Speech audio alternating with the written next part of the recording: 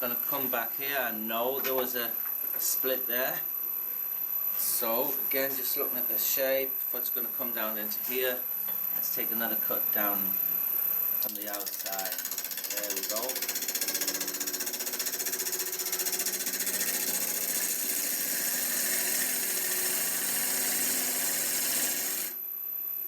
High spot just there, just kicked.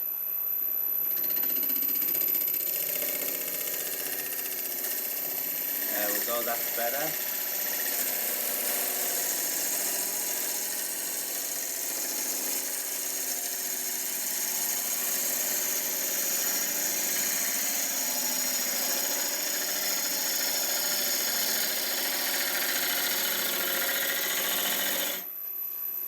Adjust the tool rest again, and we're going to start to work towards the foot. I'm going to make a cut this way. See what the tool... That's okay.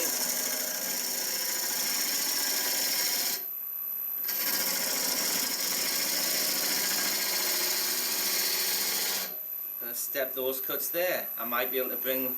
I might be able to bring the foot down here. We'll see. I don't want to cut right into there. I'm leaving wood. Just move the tool rest slightly, tighten that. I'm going to make a cut across here.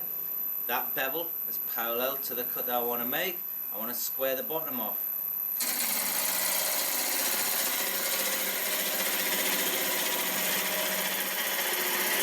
Pushing quite firmly with that thumb to keep the tool down on the tool rest.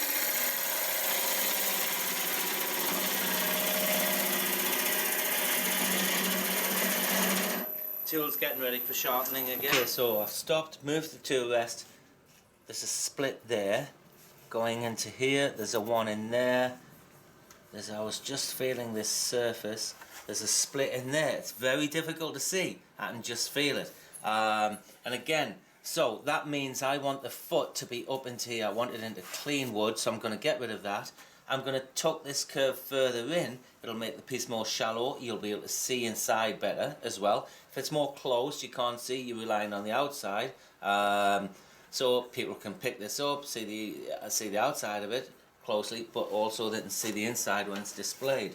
So let's work this way. Still can't get it too fast, so I'm having to take much smaller cuts.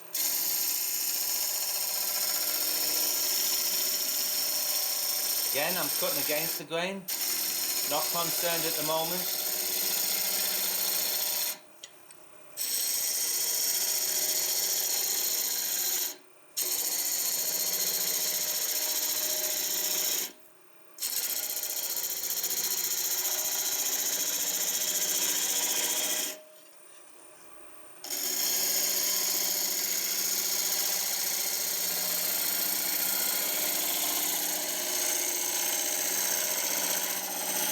Just closing the flute down at that stage. If I left it open, I'd catch.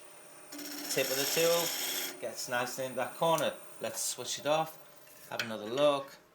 Right, so there's the split. Now that could possibly glue up, but looking at the shape of this, I still want to tuck it in. I can move the foot a little higher, and I'm going to start to cut it to the diameter that I want. That's too big at the moment. I want a much more delicate foot. This piece isn't going to be used for anything. It's purely non-functional, non-utilitarian. It's just purely a pure piece of wood turning.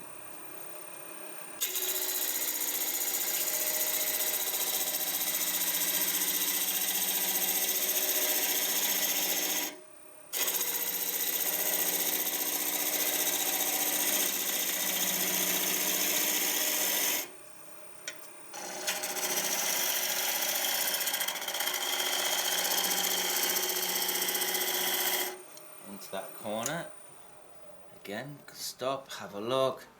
Right, that's into solid wood there. Excellent. We're just going to wet it again. I want to see that grain, some fabulous grain around the bottom. Oh, beautiful. Okay, I'll just keep wetting it periodically, and especially on the inside as well. These would be wet sanded. I wouldn't try and dry them. I'd sand them wet. You'll get an awesome finish. So look, I'm not far off the shape. I'm going to go back, pick the cut up. I'm going to use a smaller tool. it's sharper, it'll take a smaller cut. I'm just going to tuck that curve in just a little bit more. So I'm going to move to the little quarter gouge, bring the tool rest out here, adjust it to there. Look how close I've got it. I like to have about 1/4 to 3/8 of an inch between the tool rest, and then see what the tool's actually doing. Let's get rid of those shavings underneath and see the outline better. It's difficult to see these natural edges as well, so just make sure everything's nice and tight. See if I can ease that speed up yet.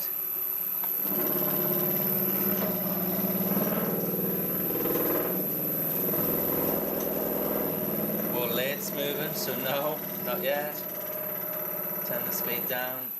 There we go. It's more difficult to slow the speed because the intermittency isn't as quick. So pick this cut up. I'm putting the bevel exactly where I want to make the cut.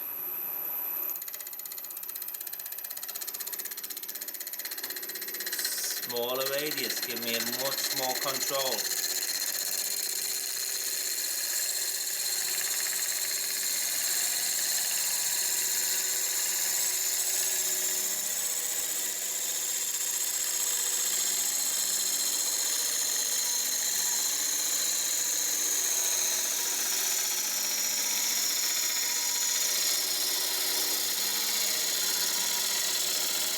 Just gonna stop there.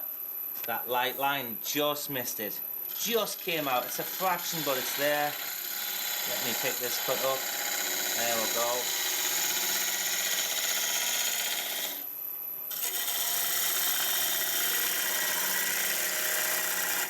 Foot's gonna move up slightly. That's fine.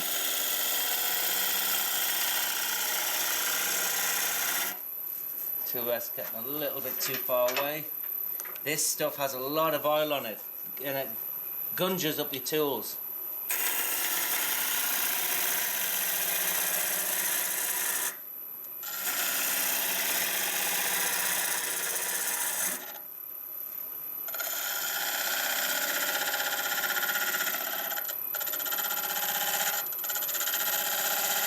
Very small cut there.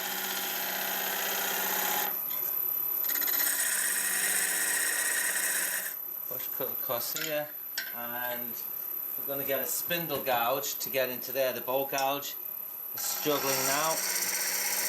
There we go. Wings are cut back. Going to put a slight dovetail on the foot.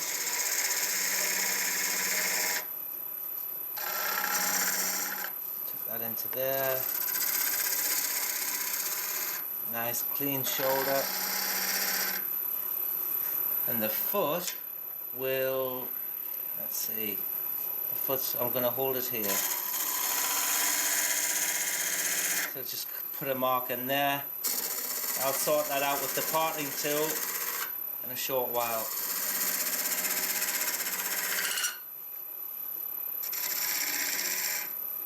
Okay, excellent. Right in the corners just needs tucking in just a fraction more. This curve has to be just right. It's a simple curve, therefore it's got to be perfect. Okay, let's stop that. Look, even though I was cutting against the grain, this wood is so dense, I've got a really decent finish. I'm going to show you another cut on this, a shear scrape. So, let me just get the tool. I'm going to show you what it is. Basically, it's just a scraper. I've got a rake angle on there. I'm going to use the diamond hone. Put an edge on it. Put it in the quick release handle. And show you how this works. I'm going to wet the surface. That'll just soften the fibres. I want to see what the grain's like. Gorgeous. Gorgeous. Very simple shape. Right, so take the gouge out. Put the scrape in the quick release. I'm going to raise the tool rest slightly. So it's a slightly trailing cut. The blade is about 45 degrees. Nice long handle. I can get into my body and I'm literally just going to shear scrape the outside. This is a dense wood. You'll be amazed at the finish it can get.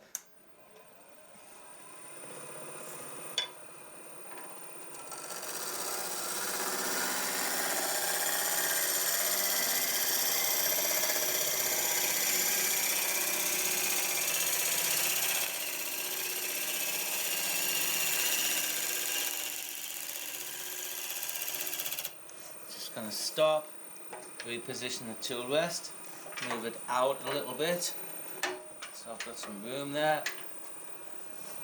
Get the cut up where I left off. I'm using that soft part of the blade there, soft part of the cutting edge.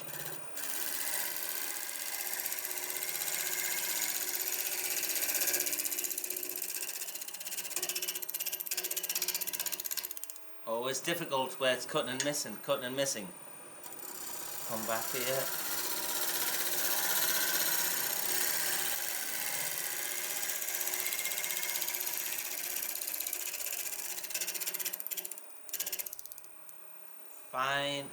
Fine shavings. Let's stop and have a look. Look at that. Absolutely no tear out whatsoever. That would sand up beautifully. Absolutely beautifully. Right, so I'm going to sand it up. I'll prep and show you how I would sand these. Join me in a couple of minutes. Okay, just power sanding it. You can see the white slurry coming off, and this is down to 600 grit.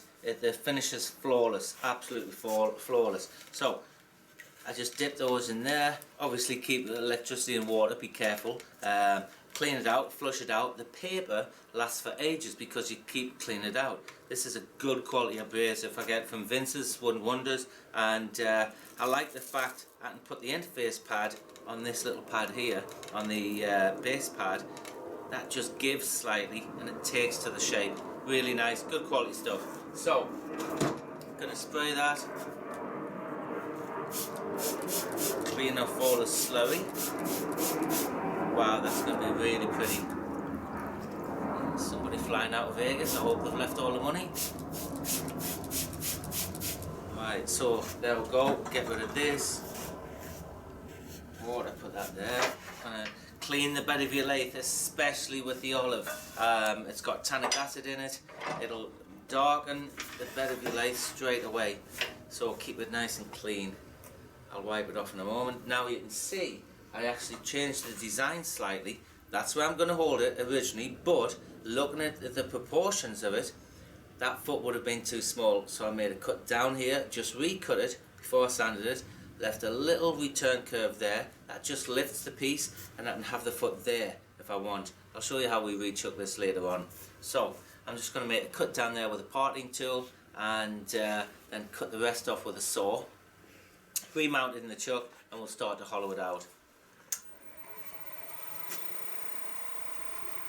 A little faster. Just make a careful cut down there. Make sure the tenon isn't too long.